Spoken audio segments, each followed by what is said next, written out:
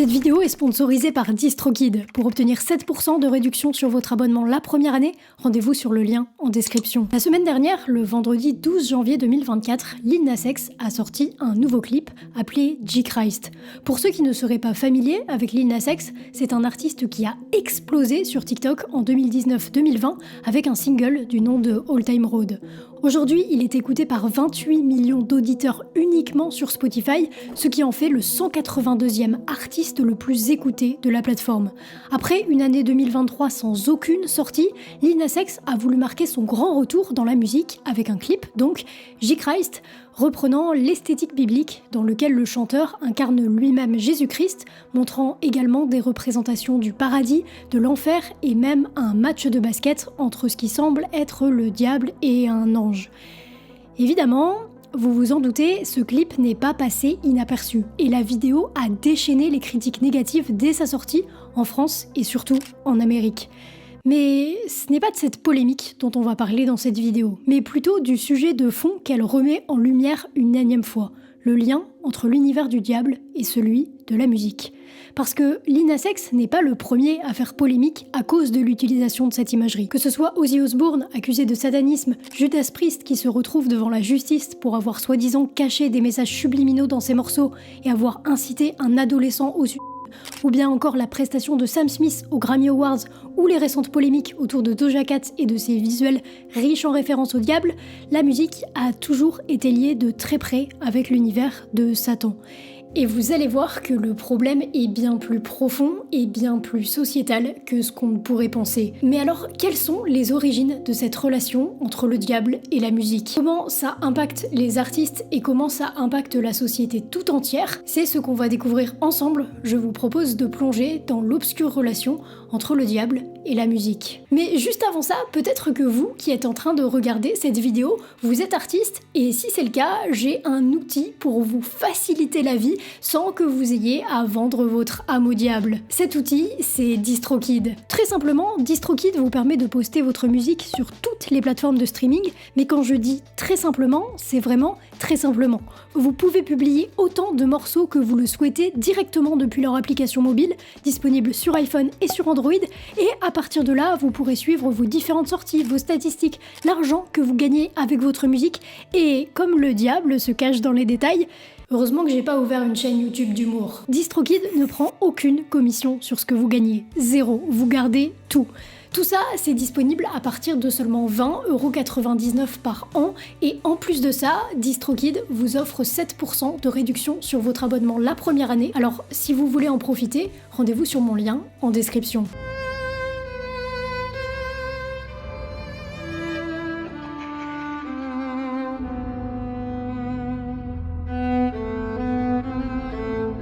Comme je vous le disais, tout ça, ce n'est pas nouveau, puisque les premiers liens entre l'imagerie du diable et la musique remontent au XVIe siècle. C'est évidemment dur de situer un tout premier événement, mais on peut par exemple parler de l'accord du diable. L'accord du diable, c'est un triton, un terme musical désignant un intervalle de 3 tons qui est assez particulier à l'oreille et jugé assez désagréable. Cet accord, il permettrait d'invoquer le diable. Il aurait même été interdit par l'Église à cette époque.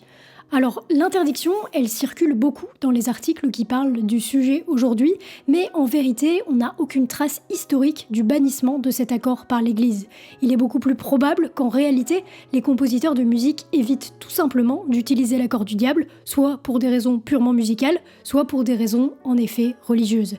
Et justement, ces compositeurs, parlons-en. Parce qu'il y a un homme au XVIIIe siècle qui va être le premier musicien à, soi-disant, signer un pacte avec le diable. Cet homme, c'est un Italien du nom de Giuseppe Tartini, considéré aujourd'hui encore comme l'un des meilleurs violonistes du monde. Giuseppe, il raconte qu'une nuit de 1713, dans ses rêves, il a conclu un pacte avec le diable. Le diable se serait mis à sa disposition et alors il lui aurait donné son violon pour tester les capacités musicales de son nouveau serviteur.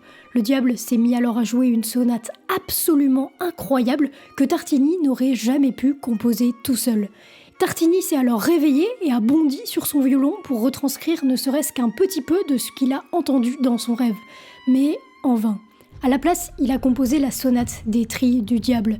Cette histoire, c'est Tartini lui-même qui l'a racontée à un de ses amis, l'astronome français Jérôme Lalande. La sonate des Trilles du Diable ne sortira que 30 ans après la mort du compositeur, et cette histoire, racontée par Guy Giuseppe, le fera perdurer, lui et son œuvre, au fil des décennies. Et ce n'est pas le seul violoniste à être resté dans l'histoire pour ce genre de pacte, puisqu'au XIXe siècle, il va arriver quelque chose de similaire à Niccolò Paganini. Contrairement à Tartini, Paganini, il n'a jamais raconté quoi que ce soit à propos d'un lien avec le diable. En réalité, ce sont les auditeurs de l'époque qui ont fait courir ces rumeurs sur lui. Paganini, c'est un vrai virtuose. Depuis son enfance, il joue du violon, il s'est produit sur scène très jeune, bref, ça a commencé super bien pour lui. Mais il a rencontré 2 soucis. Le premier, c'est qu'en grandissant, il est tombé en dépression et a commencé à boire de l'alcool. Et le deuxième, c'est qu'il a un souci génétique, qui lui donne une apparence un peu bizarre. Il est très pâle et très fin. Sa virtuosité, ajoutée à sa vie étrange et à son apparence tout aussi étrange, font naître des rumeurs. Et parmi elles, une prend plus d'ampleur que les autres. Ses talents de violoniste seraient en fait un cadeau du diable. Certains même affirment l'avoir vu avec des cornes et des sabots. La réputation de Paganini, déjà à l'époque, est entachée par ces rumeurs, dont il va beaucoup souffrir. On raconte même qu'il était harcelé dans la rue à cause de ça. Il faut croire que ça ne s'est pas vraiment calmé, puisqu'aujourd'hui encore, il est surnommé le violoniste du diable. Bon, vous avez l'idée, la musique classique, qui était la musique principale en France et en Europe, commence à tisser ses premiers liens avec le diable. Mais ça, ce n'est que le tout début. Vous connaissez déjà probablement son histoire, le mauvais guitariste que personne ne voulait écouter, qui disparaît subitement durant 1 an et qui revient avec un niveau tout simplement incroyable, presque surhumain, un niveau tel que tout le monde affirme qu'il n'a pu que pactiser avec le diable pour l'obtenir. Cette rumeur, ce guitariste va l'entretenir en racontant lui-même qu'il a rencontré le diable en personne à un carrefour. Vous l'avez compris, je parle bien sûr de Robert Johnson, le premier membre du Club des 27, mais surtout le musicien qui a changé le blues à tout jamais. Cette histoire, c'est probablement la plus connue qui lie un musicien avec le diable. Pourtant, presque dans le même temps, un autre style musical commençait à être considéré tout entier comme le style musical du diable. Ce style, c'est le jazz. Petit historique extrêmement rapide. Le jazz est né à la Nouvelle-Orléans, fin 19e, début 20e siècle, et c'est un style musical profondément nouveau, qui enfreint à la fois les règles musicales et à la fois les règles sociétales. La musique est en grande majorité composée et jouée par des musiciens noirs, et à l'époque, ces musiciens, ils ne sont pas autorisés à jouer dans les mêmes établissements que les compositeurs blancs. Alors très vite, le jazz est associé à des lieux assez peu réputés. Tout ça, ça a amené les gens à qualifier cette musique de musique du diable. Et c'est un vrai phénomène de société. Pour vous donner quelques exemples, à l'époque, il était courant d'entendre dire que l'influence du jazz était plus calamiteuse que les ravages matériels provoqués par la guerre mondiale. Danser sur du jazz était considéré comme un acte maléfique. Thomas Edison, l'inventeur du phonographe, l'un des premiers appareils permettant d'enregistrer du son, s'est moqué très ouvertement du style, affirmant qu'il sonnait mieux à l'envers, et la Fédération générale des clubs de femmes, une association féminine assez importante aux États-Unis, a déclaré, je cite, « Le jazz était à l'origine un accompagnement de la danse vaudou, stimulant des barbares à moitié fous aux actes les plus ignobles. » Et tout ça, ce n'est pas que des mots d'une violence inouïe. Ça a aussi des conséquences sur la société, puisque peu à peu, la musique du diable va se voir censurée. Un foyer pour femmes enceintes va obtenir l'abolition d'un projet de construction d'un théâtre où allait être joué du jazz en invoquant auprès du tribunal que le jazz est dangereux pour les fœtus. Une 60aine de communes américaines ont instauré des lois interdisant le jazz dans les salles de danse et à la Nouvelle-Orléans, le jazz et la danse jazz sont interdites dans les écoles. Petit rappel quand même, à la base, on parle juste de musique et de danse. Mais bien évidemment, ces combats ne sont pas artistiques, ils sont sociétaux et surtout racistes.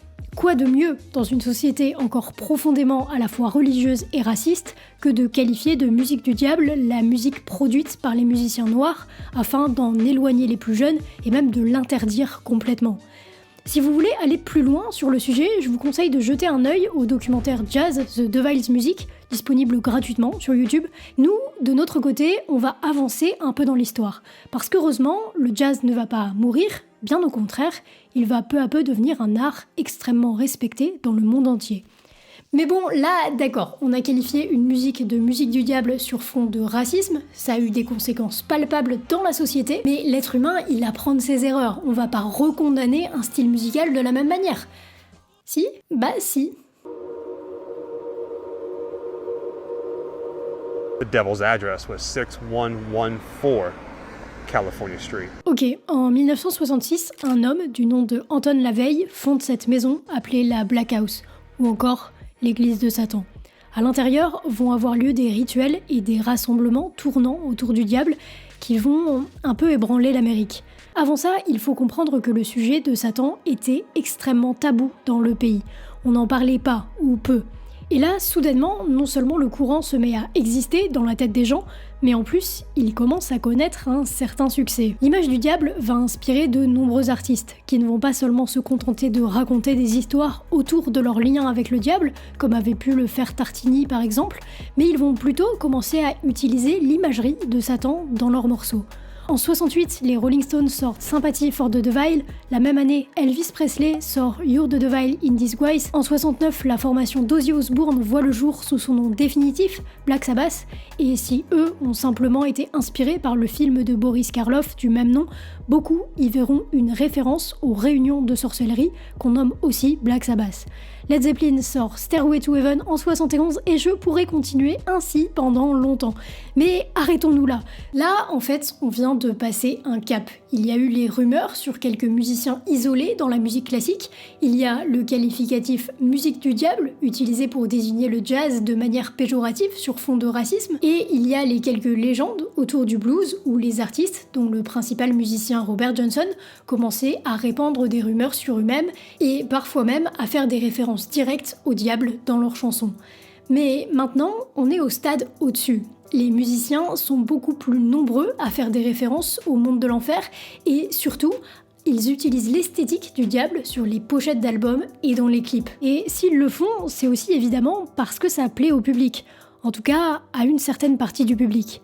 Le rock'n'roll est une musique de rébellion, et dans une époque où une partie de l'Amérique commence à rejeter et à questionner ses valeurs traditionnelles, cette musique offre un parfait prétexte pour se rebeller, notamment chez les plus jeunes. Dans les années 70, on observe donc une sorte de vent de panique, mais c'est pas encore trop prononcé. Mais tout va changer en 1980. Cette année-là sort un livre dont vous avez peut-être entendu parler qui s'appelle Michelle Remembers, ou Michelle se souvient.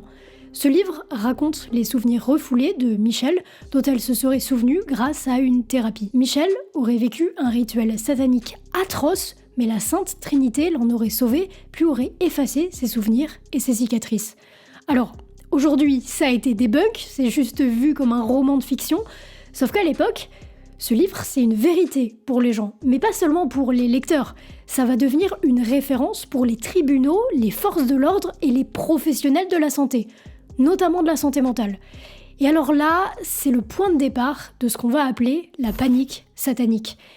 Il va se passer plein de choses durant cette période, dont des procès insensés qui vont mener à la prison pour des innocents. Mais bon, nous, notre sujet, c'est la musique, alors recentrons-nous un peu. Quel rôle la musique va-t-elle jouer là-dedans ? En fait, à cette période déjà, le heavy metal fait partie des courants musicaux assez populaires. Par exemple, Ozzy Osbourne, qui sort de Black Sabbath, sort son premier album solo en 1980, et la pochette de l'album, c'est ça. L'utilisation de ce genre de visuel devient courante et contribue à la panique globale qui sévit. Et encore une fois, cette panique, elle va avoir des conséquences. I live with Satan. Listen again.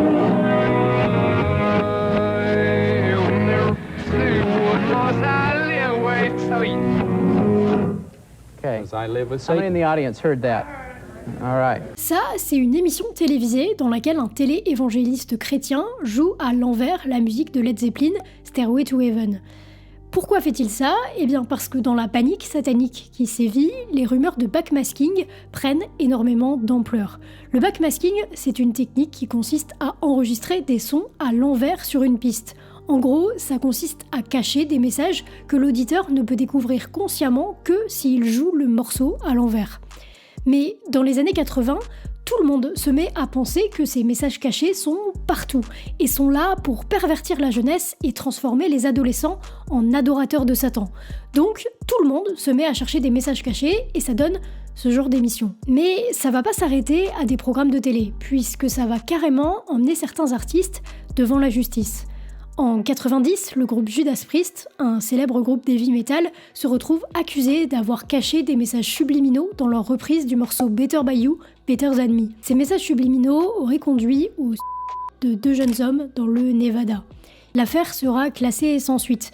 Le truc, c'est que plus globalement, on attaque la musique et le heavy metal en les considérant comme dangereux pour les jeunes. Entre 1980 et 1990, le taux de suicide augmente chez les adolescents entre 15 et 19 ans. Les professionnels émettent des hypothèses pour essayer d'expliquer cette augmentation. Ces hypothèses, elles sont notamment publiées dans le New York Times. Ils évoquent des problèmes de famille grandissants, l'abus de drogue, la difficulté d'obtenir des opportunités d'emploi et d'éducation, et surtout l'accès facile aux armes. Mais non. Les gros médias et les familles préfèrent tenir la musique pour responsable du mal-être grandissant. Et c'est ainsi qu'Ozzy Osbourne se retrouvera en 86 dans un procès où il est accusé d'avoir incité un jeune au suicide. Avec sa chanson Suicide Solution, que le jeune Californien de 19 ans écoutait juste avant de se tirer une balle avec le pistolet de son père. La chanson Suicide Solution, au passage, est, selon Ozzy et selon le texte, une chanson qui aborde le danger de l'alcool. En tout cas, Ozzy sera disculpé. Mais la panique satanique a aussi laissé des traces, toujours visibles aujourd'hui dans le monde de la musique. Et je suis sûre que vous l'avez vu sur vos albums préférés. Ce petit logo là. Eh bien ça, c'est né durant cette période, lorsque 4 femmes ont formé un collectif du nom de Parents Music Resource Center, ou PMRC. Ces 4 femmes et mamans étaient dérangées à l'idée que leurs enfants écoutent certaines musiques, du Madonna, du Prince, du heavy metal. Bref, elles voulaient protéger leurs enfants de certains propos qu'elles jugeaient inadaptés. Elles ont alors dressé une playlist de 15 musiques, aujourd'hui connues sous le nom de 50-15 ou 15 salles en français, et elles se sont battues devant les tribunaux. Au départ pour pouvoir classifier ces musiques avec des symboles indiquant ce que contenait la chanson, et s'en est suivi des procès extrêmement médiatisés où des musiciens sont intervenus pour défendre leur liberté d'expression. Au final, il en est juste ressorti ce logo qui n'a pas vraiment de valeur juridique et qui a au contraire permis aux adolescents d'écouter des groupes qu'ils n'auraient pas écoutés en temps normal. Parce que c'est cool quand on est adolescent d'écouter de la musique dite interdite ou déconseillée. Encore une fois, ce combat dépasse celui de la musique. Il touche de très près au combat éternel entre générations qui oppose les parents à leurs enfants. Et il faut aussi comprendre que le climat global aux États-Unis à cette époque était assez tendu, avec des affaires comme celle de Charles Manson. En fait, ce n'est pas seulement une peur du diable qui règne, c'est une peur tout court, notamment de la part des parents. De son côté, la jeunesse, elle, voit l'occulte et les références au diable dans la musique comme un simple symbole de rébellion et une imagerie à laquelle ils adhèrent, rien de plus. Et les groupes, c'est pareil, l'exemple le plus flagrant de ça, c'est Black Sabbath, dont l'esthétique est en effet liée au diable, mais eux ne considèrent ça que comme une esthétique, rien de plus. D'ailleurs, eux-mêmes trouvent ridicules les quelques vrais satanistes qui viennent les voir. Alors, évidemment, il y a des exceptions, notamment dans le black metal et le black metal norvégien, où de vrais crimes seront commis, notamment au nom de Satan. Mais c'est un autre sujet, et ce sont vraiment 2 choses vraiment différentes. Pour la grande majorité des groupes, tout ça, c'est juste de l'esthétique. Vous avez à présent un aperçu du rôle qu'a joué la musique, et notamment le heavy metal, dans la panique satanique entre, disons, les années 80 et 90. Il faut avoir en tête que ça, ce n'est qu'une partie de ce qui s'est passé durant cette période, parce que les films, les rumeurs, les procès ont joué un énorme rôle dans ce moment très confus et très sombre de l'histoire de l'Amérique. On le voit aujourd'hui comme un événement culturel, mais avant tout, c'est une période triste de l'histoire, qui a mené notamment à des condamnations d'innocents et à la mise en danger de la liberté d'expression. Ok, mais du coup, aujourd'hui, on en est où ? Eh bien, j'ai 2 éléments de réponse, dont un qui s'appuie sur une thèse assez fréquente dans mes vidéos. tout est cyclique. Il faut savoir déjà que les artistes mainstream sont aujourd'hui encore accusés de satanisme. On peut penser à l'homme politique Miller qui a tweeté, je cite, « Beyoncé n'est même pas afro-américaine, elle fait semblant pour l'exposition, son vrai nom est Anne-Marie Lastrassi, elle est italienne. » Il a ensuite ajouté qu'elle vouait un culte à l'église satanique. The Weeknd a subi aussi ce genre d'accusation, il aurait vendu son âme au diable et il est également accusé de backmasking sur Blinding Lights. But they claim that The Weeknd hid a little subliminal message in there when you play it backwards.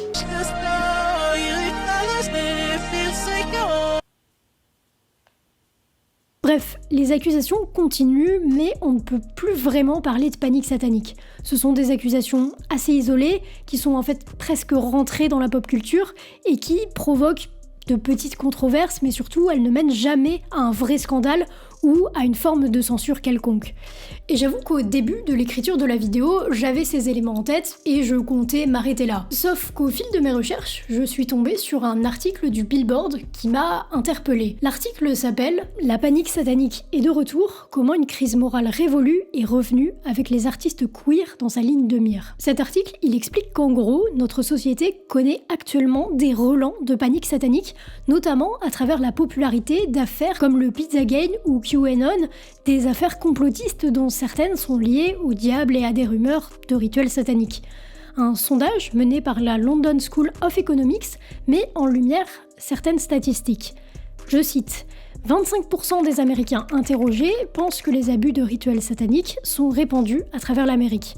33% ont déclaré que les membres de sectes sataniques abusent régulièrement de milliers d'enfants chaque année, et 28% ont déclaré qu'il existe un « programme gay secret » visant à convertir les enfants à un mode de vie gay ou trans. En bref, on replongerait dans une sorte de panique satanique. Et évidemment, la musique, comme dans les années 80, n'est pas épargnée. Et entre autres, la nouvelle culture, la culture des jeunes, passant notamment par les artistes de la communauté LGBTQ+. Il est sûrement trop tôt et nous n'avons pas assez de recul en tant que société pour affirmer vivre actuellement une panique satanique. La seule chose qu'on peut observer, sans grande surprise, c'est que l'histoire se répète. Combat contre la nouvelle culture, combat entre les générations, qualification de musique du diable pour discréditer une musique et pourquoi pas en éloigner les plus jeunes. Ce qui change par rapport au premier lien entre musique et diable du XVIIIe siècle, c'est que depuis des dizaines d'années, l'esthétique du diable est utilisée dans plusieurs styles musicaux comme une esthétique à des fins de pur divertissement. Cette utilisation pose évidemment des questions religieuses d'une part, mais met aussi en lumière des phénomènes de société plus profonds qu'on a vus à travers cette vidéo et qui changent de forme à travers les époques, mais qui au final ne changent pas vraiment de fond. L'histoire continue de s'écrire sans vraiment apprendre de ses erreurs. Cette vidéo se veut être une simple vidéo de vulgarisation sur le lien entre le diable et la musique. J'ai dû omettre énormément d'éléments pour que la vidéo soit digeste. Si vous souhaitez aller plus loin sur le sujet, vous trouverez toutes mes sources en description. En attendant, je vous dis à la semaine prochaine. C'était Lovie, prenez soin de vous.